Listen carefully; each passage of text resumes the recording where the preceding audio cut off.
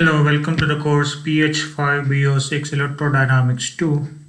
The contents of today's lecture is taken from Electricity and Magnetism by R. Murugesan. We continue to discuss topics from Module 3, which is Chapter 10, Magnetic Effects of Electric Current. Today we are going to learn the principle and working of a very sensitive instrument known as a ballistic galvanometer, which is a special type of moving coil galvanometer. This is used to measure current or charge. The fundamental principle behind the working of a moving coil galvanometer is pretty simple. You have learned that if you place a magnetic dipole in an external magnetic field, then it's going to experience a torque. As a result of that, it's going to rotate or oscillate. Right? So what's a magnetic dipole? Any current carrying loop is a magnetic dipole. So if you consider a rectangular coil of area A having n number of turns carrying a current I placed in a uniform magnetic field B. So you have a current carrying coil. This acts as a magnetic dipole and the field is perpendicular to the axis. This vertical line is the axis. Also, the field makes an angle theta with respect to the area vector. Remember, the direction of area vector is perpendicular to the plane of the coil. Okay. The magnetic dipole moment is given by total current multiplied by area vector. So you have I current, total number of turn is N, so total magnetic dipole moment is N into I into A. And the torque is given by M cross B. Let's look at the magnitude of the torque at the moment. So tau equal to modulus of M cross B, which is MB sine theta. Substitute for M, NIAB sine theta. So you keep a coil in an external magnetic field, allow current through it. Moment the current starts flowing, the coil gets magnetized. As a result, the coil is going to oscillate or rotate. So this is the principle behind the working of a moving coil galvanometer. Towards the end of this lecture, you will find that the rotation or the oscillation is proportional to the amount of charge flowing through the coil. Now coming to the construction of a ballistic galvanometer or a moving coil galvanometer, you have a rectangular coil which is wound on a non-metallic frame. Usually it's an ivory frame, and inside the coil there is an iron core. This is to concentrate the magnetic field. And the coil is suspended freely between the poles of a horseshoe magnet using a phosphor bronze wire. A mirror is attached to this wire. So when the coil is oscillating, the mirror is also going to oscillate. We have chosen a phosphor bronze wire here because this has a very high conductivity and elasticity. Okay. Now the top side of the suspension wire is connected to a torsion head. This makes sure that the rotation or oscillation happens without much friction. Also, for the smooth oscillation, the bottom side of the coil is connected to a hairspring. Okay, so these two make sure that the oscillation happens in a smooth manner. Then the top end of the wire is connected to terminal T1 and the bottom end of the spring is connected to terminal T2. So if you connect a power supply between these two terminals, the current is going to flow through the coil get magnetized. Now there is a torque here developed. Because of the torque, the coil is going to rotate or oscillate. So by measuring the oscillation of the coil, you can get an idea about what is the current or what is the amount of charge flowing through the particular coil in a given time. Now since we are using a horseshoe magnet here, the magnetic field is radial, meaning the direction of magnetic field is perpendicular to the area vector. So here theta equal to 90, so sine theta equal to 1. So that The torque acting on the coil is NIAB. If the current passes through the coil for a short time dt, then the angular impulse produced in the coil is given by the torque tau multiplied by time dt, which is NIAB dt. I guess you are familiar with the concept of impulse. Impulse is nothing but force into time. So remember, from Newton's law, force is nothing but rate of change of momentum, right? Change in momentum divided by time, that is force. So if you multiply force with the time, you get change in momentum. So this is for the linear case. Remember, in mechanics, you have two types of motion, linear motion and angular motion. So if you write down the equation of motion in the linear case, you can easily convert it into angular terms. How you do that? Just find the equivalent of all the linear terms in terms of the angular term. For every linear parameter, you have a corresponding angular parameter. So replace every linear parameter with angular parameter, you get the corresponding angular equation. So what all are the linear and corresponding angular parameter? First, you have the displacement along a particular direction or the position. So let's take the case of one-dimensional motion. Assume that particle is moving along the x direction. So your position is given by the x-axis. What is the angular equivalent? You have an angle in the angular motion. In the linear case, rate of change of position dx by dt is linear velocity. Similarly, in the angular case, d theta by dt, you can call that as angular velocity omega. Similarly, d square x by dt square, this is linear acceleration. D square theta by dt square is the angular acceleration.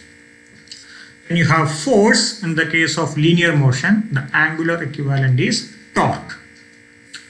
Similarly, you have mass in the linear motion. What is the angular equivalent of mass? Moment of inertia, I.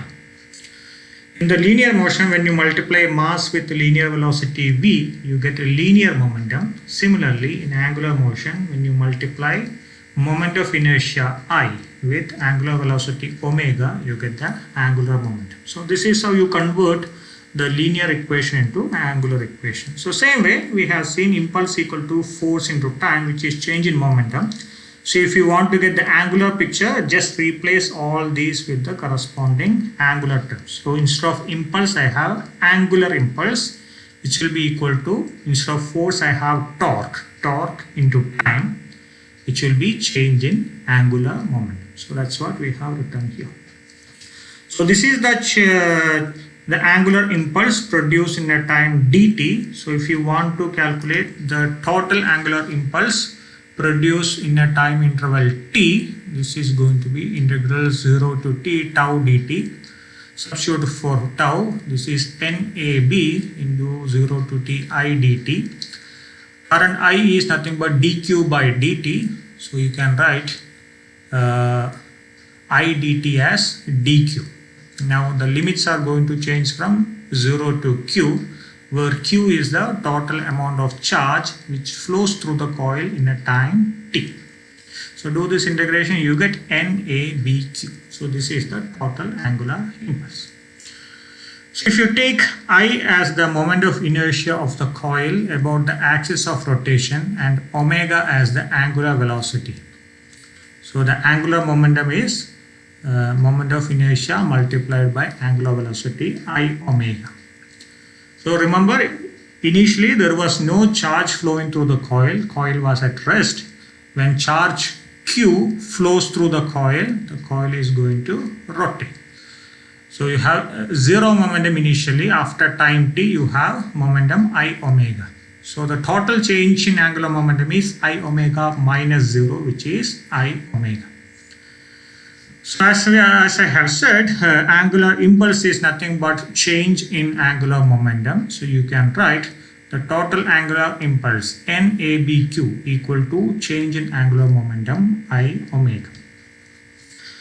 Now this is a rotating system. In the case of a linear system, you write the kinetic energy as half mv square. So what is the kinetic energy in the angular terms? half, instead of m you have I, instead of v you have omega. So half I omega square is the kinetic energy of this rotating system. Assume that C is the restoring couple per unit twist. Then the work done in twisting the wire through an angle d theta is given by, work done is nothing but force into displacement, right? Here instead of force you have torque tau, instead of linear displacement you have angular displacement d theta. So work done dw equal to tau d theta. So what's the work we are talking about? When the coil rotates, the wire, the suspension wire is going to get twisted. So the work done in twisting the wire through an angle d theta. This is given by tau d theta.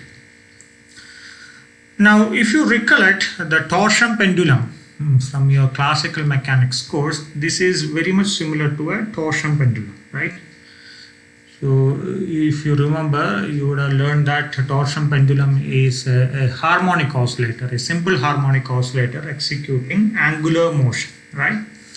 So there are two types of forces acting on the torsion pendulum. One force which is twisting the wire, right? So initially the bob is at, or the disc is at the equilibrium position. Then it gets twisted through an angle theta. So the force causing that twist is known as twisting force. The moment the wire gets twisted, it tends to come back to its original position. This is because of a restoring force acting on the wire. So you have two types of forces, the twisting force and the restoring force. From Newton's third law, we know that these two are equal and opposites. So a pair of equal and opposite forces is usually called as a couple. So you have a twisting couple tau and the restoring couple c theta, and these two are equal and opposite. So you can write tau equal to minus c theta. For now, let's not bother about the direction. Let's only talk in terms of the magnitude. So tau is nothing but c theta. So substitute for tau here, dw equal to c theta d theta.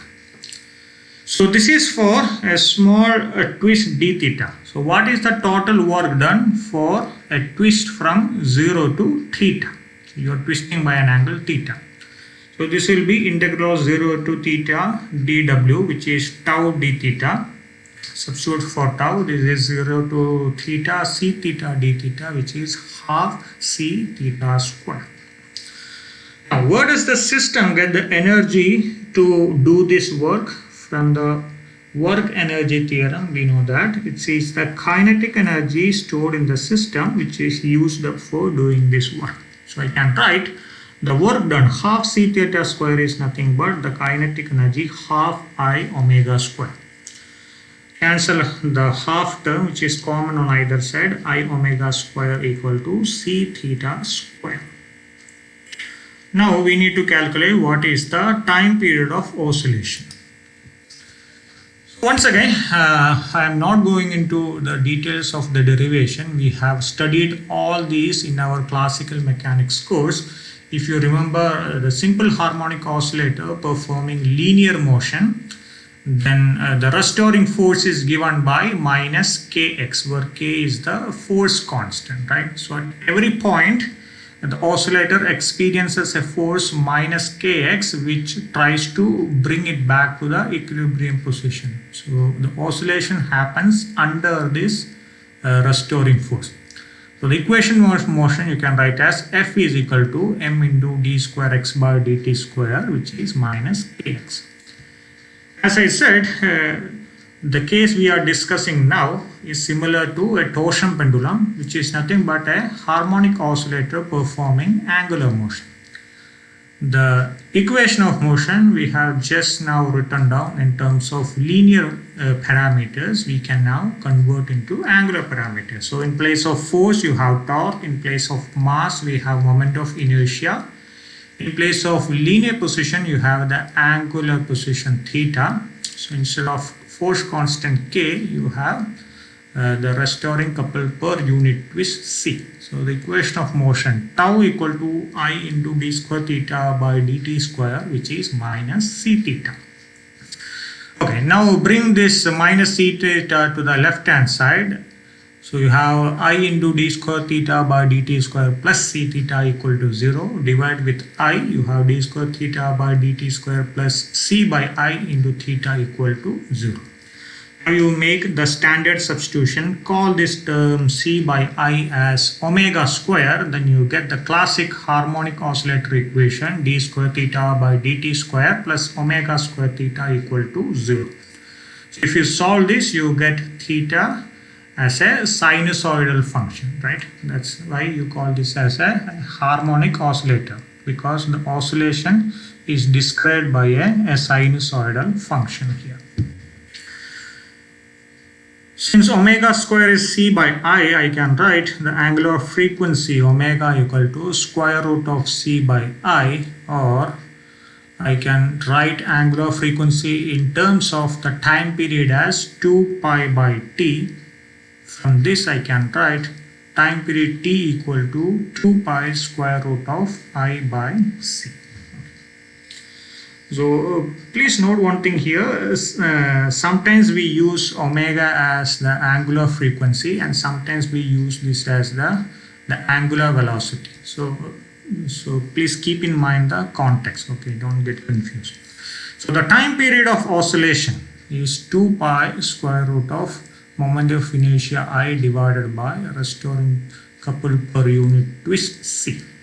So from this I can write t square equal to 4 pi square I by c, or moment of inertia I equal to ct square divided by 4 pi square. Now I can write I square omega square as I into I omega square. So previously we have seen I omega square equal to c theta square. So I can write this as I into c theta square. Substitute for I in this equation. So ct square divided by 4 pi square into c theta square, which is nothing but c square t square theta square divided by 4 pi square. So this is the value of I square omega square. So what's the value of I omega? Take the square root of this, you get ct theta divided by 2 pi. So now we have two expressions for the change in angular momentum. So we have already seen I omega equal to NABQ. Now we have derived I omega equal to ct theta divided by 2 pi.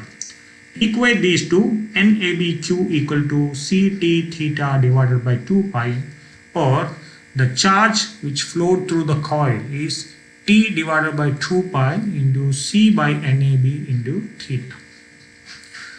So here the time period of oscillation is a constant C. This is an elastic constant of the material.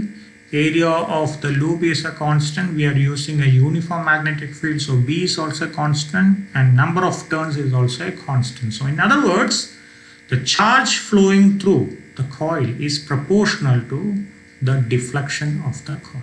Q is proportional to T. So this is the fundamental working principle of the ballistic galvanometer. So once you measure the deflection of the coil, you can calculate what is the amount of charge passing through the coil. Now this constant you can call as constant K. So you can write Q equal to K theta, where K is given by T divided by 2 pi into C divided by NAB. This is a very important parameter. This is known as charge sensitivity, and this term C divided by NAB, this is known as current sensitivity. So in this picture you can see the typical setup of a moving coil galvanometer or a ballistic galvanometer. So this is the galvanometer. Inside this there is a magnetic field.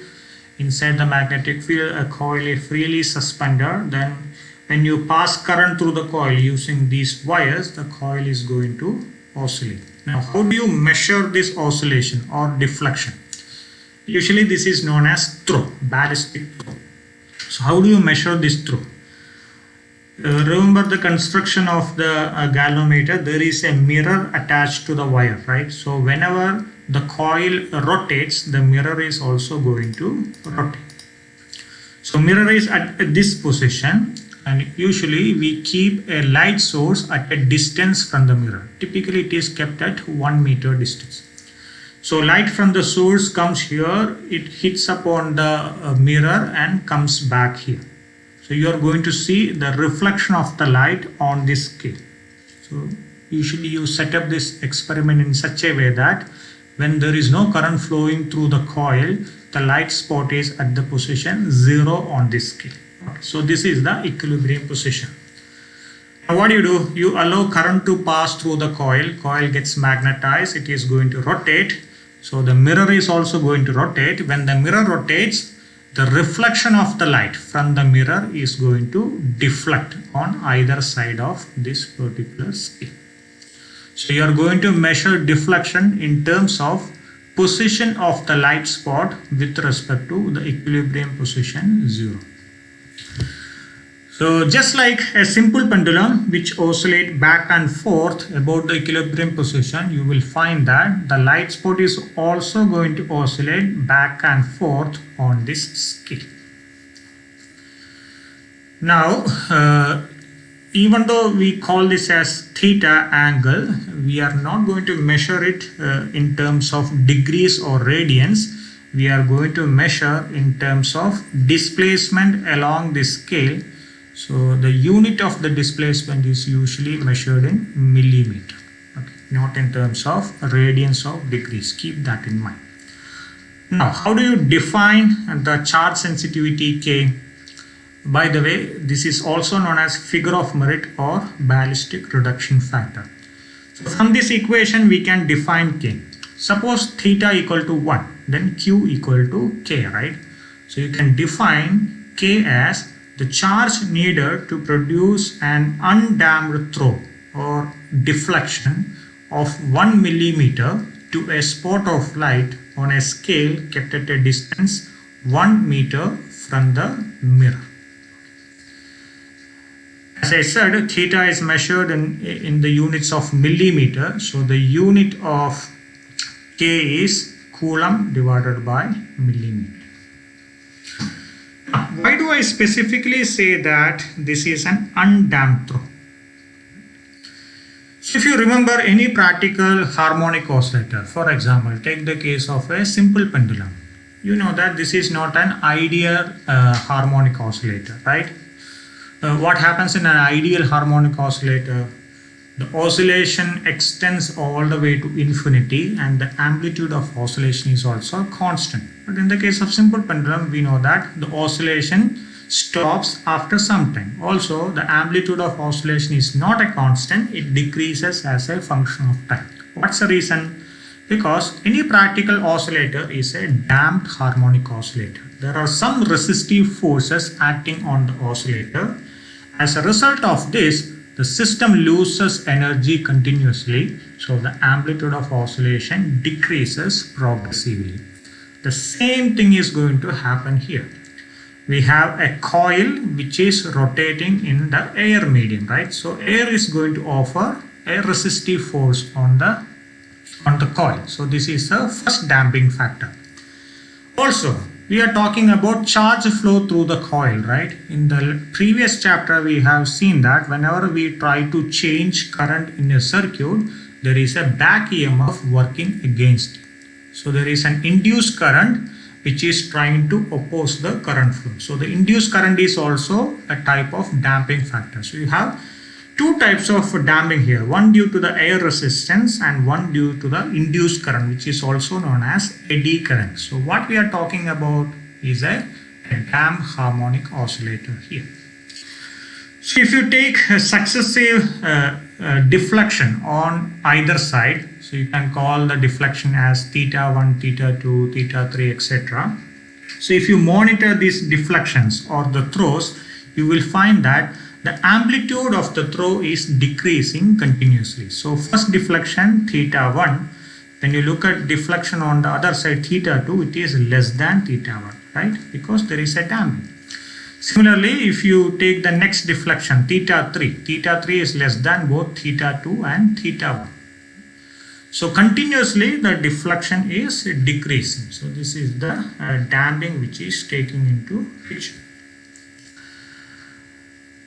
Now, suppose you want to measure charge or current using a ballistic galvanometer. So you allow current to pass through a certain amount of time. You measure the deflection theta. Then using this equation, you can calculate what is the charge flowing through the coil. There is a problem here. I said any practical oscillator is a damped harmonic oscillator. So when you do this kind of an experiment, the deflection or the throw you are going to measure is a damped throw, right? On the other hand, in the equation, what we have used is the undamped throw. So once again, remember, if you take the first deflection, it is going from 0 to theta 1 because of there is some damping happening due to the air resistance and induced current. Ideally, the deflection should have been a higher value. Suppose the ideal deflection is up to here, call that as theta, which is the deflection in the absence of damping. So theta should have been somewhere here, but because of the resistive forces, the amplitude of the deflection has decreased to theta 1. So you have two types of deflection. One is the deflection in the presence of damping, that we call as theta 1, and the deflection in the absence of damping, theta. And the equation is written in terms of deflection in the absence of damping. But experimentally, what you are going to measure is the deflection in the presence of damping. So basically, you need to calculate the undamped deflection from the damped deflection. So if I say that the damping happening in the system is 50%, meaning compared to the undamped deflection theta, the damped deflection is 50% of that. So if this is 2 millimeter, theta 1 is 50% of that, which is 1 millimeter. So basically you multiply the undamped deflection theta with the damping factor. 50% corresponds to 0.5, right? So 2 multiplied by 0.5, you get 1 here. So if you know the damping factor, then you can back calculate theta from theta 1. So already you know that there is 50% damping happening. Then you make a measurement and measure the value of theta 1. Now from theta 1 you can back calculate theta. How do you do that? So you know that there is 50% damping happening, which corresponds to 0.5. So you multiply theta 1 with 1 divided by 0.5. So 1 multiplied by 2, you get back 2. Right? So if you know the damping factor, you can convert the damped deflection into undamped deflection, or the vice versa. So this is known as damping correction. So we need to find out what is the damping factor of this particular ballistic galvanometer. So as I said, imagine that theta 1, theta 2, theta 3, etc. are the successive maximum deflection or throws from 0 to the right and left. Remember, these are the damped deflection. So whenever you perform an experiment, the value you are going to get is the damped deflection. And we also know that the value of the deflection keeps decreasing because of damping. So if you take the ratio of theta 1 divided by theta 2, you find that this is same as theta 2 divided by theta 3, which is same as theta 3 divided by theta 4. So if you take the ratio of any two successive deflections, the ratio remains the same. You can call this as D, which is known as decrement per half vibration. Or you can call D as e to the power lambda, where lambda is ln D. This is known as logarithmic decrement. So D or lambda, this gives you how much damping happens in half the cycle. Let's now take one complete cycle. So what is one complete cycle? You start from the equilibrium position, go all the way to the right, come back to 0, go all the way to the left, come back to 0. So this is known as one complete cycle. Usually when you work with harmonic oscillator, it's difficult to identify which is the equilibrium position. Okay. Initially when the When the oscillator is at rest, you can identify the equilibrium position, but when it is oscillating, it's difficult to pinpoint the equilibrium position. So instead of what you do, you can choose one of the extreme points as the starting position, because this is easy to identify. At this position, it is going to change the direction of oscillation, right? So instead of starting from 0, you can start from theta 1. Okay. Now, theta 1, you start from the right, go to 0, go all the way to the left, theta 2, come back to 0, go all the way to the right again, which is theta 3. So this is one complete cycle. So remember, if there was no damping happening in the system, then it should have come back to theta 1. Instead, it came back to theta 3, which is less than theta 1. So this gives you the total damping happening in the system. So the damping factor or the decrement factor for one complete cycle is the ratio of starting angle theta 1 divided by the ending angle theta 3. You can write theta 1 by theta 3 as theta 1 divided by theta 2 multiplied by theta 2 divided by theta 3. So theta 2 cancel, you still have theta 1 divided by theta 3. From the previous definition, theta 1 divided by theta 2 is d. Similarly, theta 2 divided by theta 3 is also d. So this is d square, or in terms of logarithmic decrement, you can write this as e to the power 2 lambda. So this is for one complete cycle. Now let's take the first deflection 0 to theta 1. This is the first damped deflection. So in terms of one complete cycle, this is quarter of a cycle, right? What is one complete cycle? Go from here to here, come back, go from here to here, come back. So this is 1/4 of a complete cycle, right? So this is a quarter cycle. So e to the power 2 lambda is the decrement for one complete cycle. So the decrement for quarter cycle is going to be e to the power 2 lambda multiplied by 1/4, which is e to the power lambda by 2. So e to the power lambda by 2 is the decrement or damping happening for quarter cycle. Now coming back to the case of theta 1 once again. So remember, when there was no damping, ideally it should have gone from 0 to theta. Theta is higher than theta 1. But because of damping, instead of theta, you get a deflection from 0 to theta 1. In other words, the decrement factor or the damping factor between theta and theta 1 is nothing but the decrement factor for a quarter cycle, because here the oscillation happens only for a quarter cycle. So you can write the decrement factor between theta and theta 1 as theta divided by theta 1 equal to e to the power lambda by 2. So whatever is the damping or decrement happening for quarter cycle, this is the differentiating factor between a damped throw and an undamped throw. So theta by theta 1 equal to e to the power lambda by 2. Now, if you remember the Taylor series expansion from your maths course, you know that any function I can represent as a series summation. So the series summation for an exponential function e to the power x is 1 plus x square plus x cube all the way to infinity. So this is the Taylor series expansion for an exponential function. Imagine that x is very small. For example, say x is 0.1. Then x square is going to be 0.01, x cube is 0.001.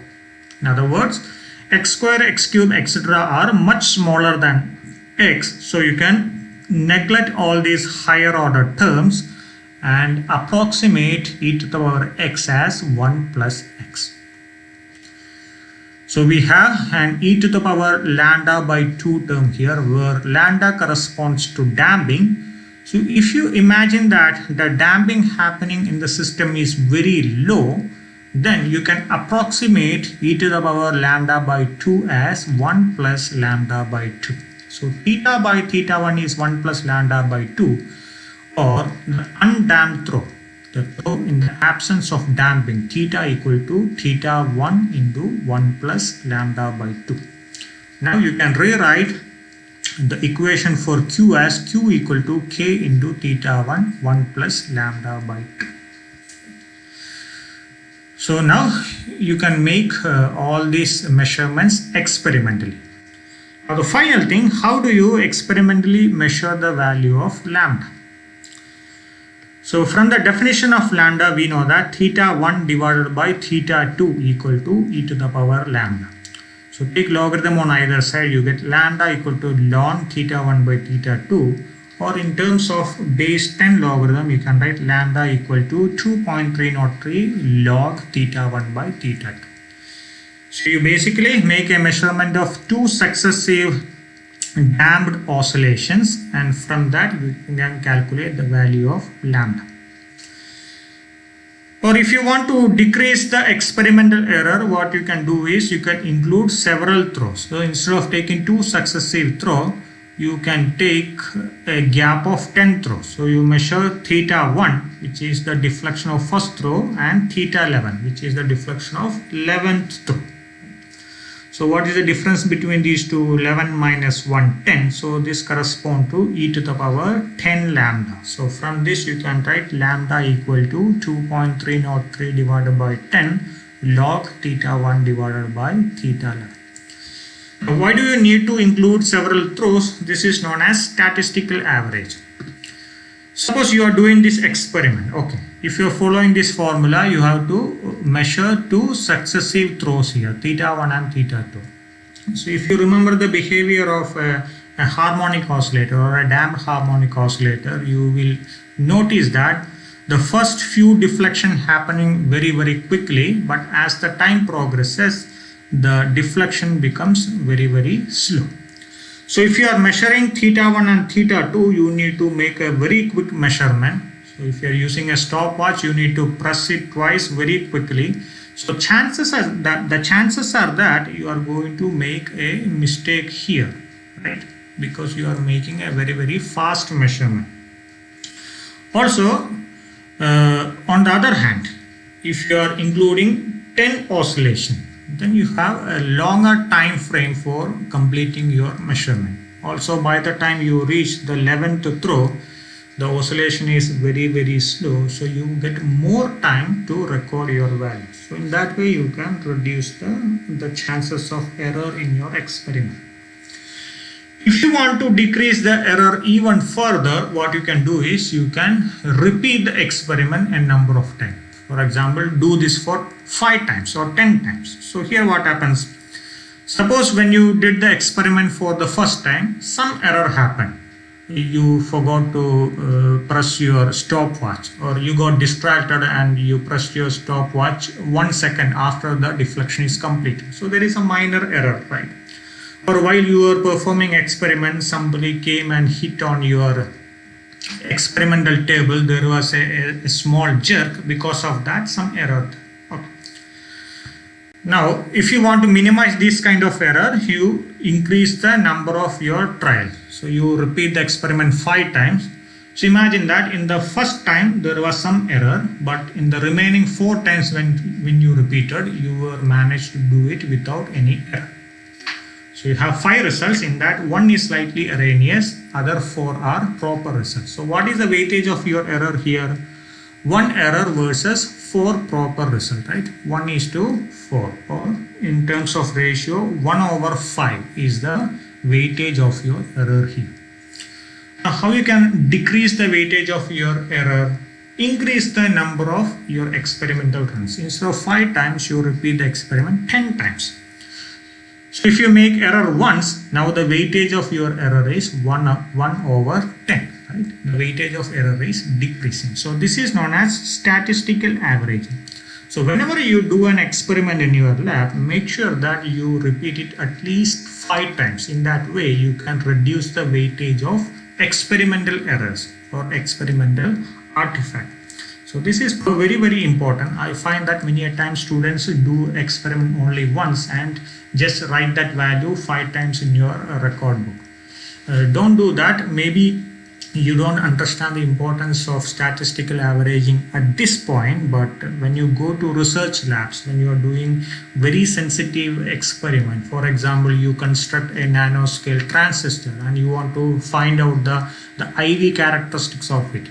You are making a measurement of current which is in the order of nanoamperes or picoamperes. Similarly, you are measuring voltage of the order of nanovolt or picovolt. Very small parameters, right? These are very sensitive parameters. So even if you make the slightest of errors while making the measurement, you are going to get a huge error in your data. Okay. So in such experiments, when you deal with the sensitive parameters, you need to make sure that you are measuring as many data points as possible, then do an average of all this. That way you can minimize the experimental errors. So keep this in mind whenever you do experiments in your lab. So that's about the working principle of a moving coil galvanometer or a ballistic galvanometer. In the next class, we will see what are the different types of moving coil galvanometers and also a couple of simple methods to measure the figure of merit or the charge sensitivity of a ballistic galvanometer.